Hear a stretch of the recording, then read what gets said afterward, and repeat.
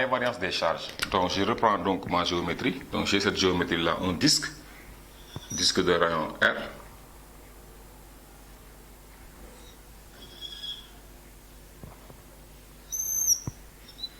Donc j'avais mis ici Y, X et Z.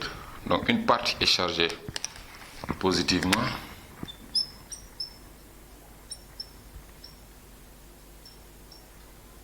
Et l'autre partie, elle est chargée négativement. Ça veut dire qu'à gauche de ce disque, nous avons des charges négatives.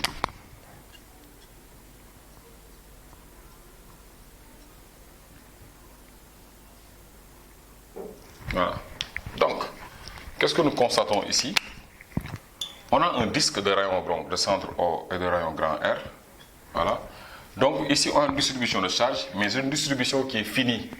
Donc non uniforme et finie. Non uniforme dans la mesure où on n'a pas le même type de charge donc, à la surface du disque. Donc dans toute la surface du disque, on n'a pas le même type de charge. D'une part, on a des charges négatives, d'autre part, on a des charges positives.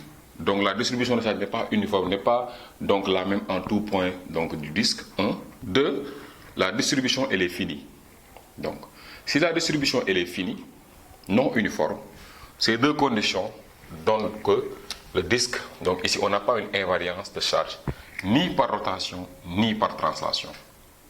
Donc je répète, on n'a pas d'invariance de charge par translation, ni par rotation. Je m'explique. Lorsque la distribution elle est finie, c'est parce que donc, le sens du disque il est là, donc je fais donc une translation jusqu'à R. Au-delà de R, j'ai plus de charge. Donc, au-delà de R, j'ai plus de charge, alors la distribution n'est pas infinie. Donc, la distribution elle est finie. La distribution de charge s'arrête en R. Puisque la distribution de charge s'arrête en R, donc on a une limite 1. Donc, on va dire qu'on a une invariance par translation. Ici, jusqu'à R, je vois des charges. Au-delà de R, je ne vois plus de charges. Donc, puisque la distribution elle est finie, je ne peux pas parler d'invariance par translation. Maintenant, ni par rotation, parce qu'il n'y a pas d'invariance par rotation. Pourquoi? Parce que quand je fais une rotation autour de l'axe Z, je ne vois pas les mêmes types de charges. Puisque en faisant donc une rotation autour de l'axe Z, je ne vois pas les mêmes types de charges.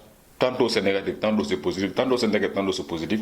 Alors je dirais qu'ici, on n'a pas une invariance par rotation. Donc invariance veut dire que quelque chose qui ne change pas.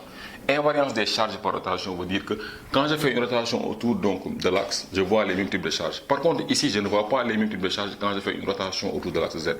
C'est pourquoi ici, on dira qu'on n'a pas d'invariance des charges par rotation. Pourquoi? Parce que en faisant une rotation autour de l'axe Z, on ne voit pas les mêmes types de charges. Puisqu'on ne voit pas les mêmes types de charges, alors on n'a pas une invariance des charges par rotation. Et par translation aussi, il n'y a pas d'invariance comme je l'ai dit tantôt, parce que en faisant une translation le long de l'axe OY, une partie, il y a des charges, au-delà, il n'y a plus de charges. Donc parce que la distribution, elle est finie. Donc en résumé, si la distribution des charges est finie, non uniforme, alors on ne peut pas parler d'invariance ni par rotation, ni par translation.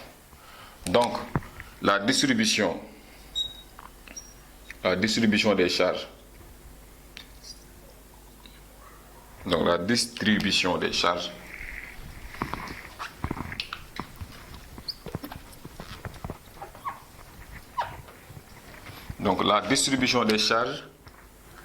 est finie. Des charges est finie. Donc on a une distribution finie, parce que le disque a un rayon R fini. Ensuite, non uniforme. Non uniforme. On n'a pas les mêmes types de charges en tout point du disque. Cela entraîne quoi? On n'a donc pas d'invariance. Pas d'invariance donc des charges par rotation ni par translation. Donc il n'y a pas d'invariance des charges. Il n'y a pas d'invariance des charges ni par rotation. Donc pas d'invariance des charges. On va connaître ici la phrase. Ni par rotation, ni par translation. Ni par rotation, ni par translation.